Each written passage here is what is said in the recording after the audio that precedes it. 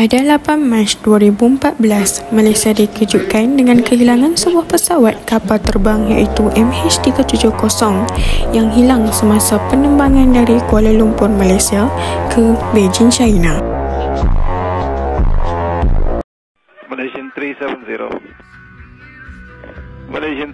Sehingga kini, pesawat malam tersebut masih belum dijumpai dan masih menjadi tanda tanya.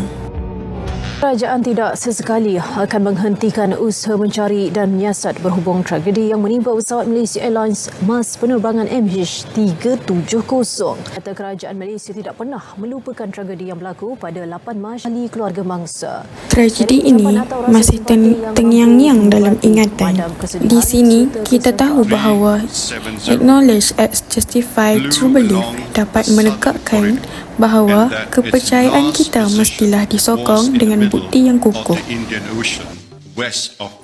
Oleh itu, kita perlu menilai sumber berdasarkan beberapa perkara.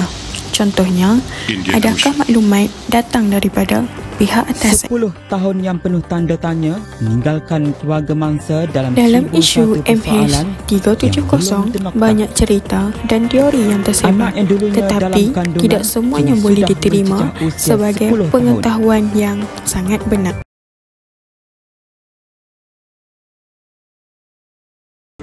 Kesimpulannya, dalam menilai sesuatu maklumat seperti kehilangan pesawat MH370, kita perlu menggunakan akal yang sangat rasional dan berpandukan konsep acknowledge justify true belief. Hanya maklumat yang sahih dan kukuh dapat disahkan oleh sumber yang sahih dan disokong dengan alasan yang sangat logik.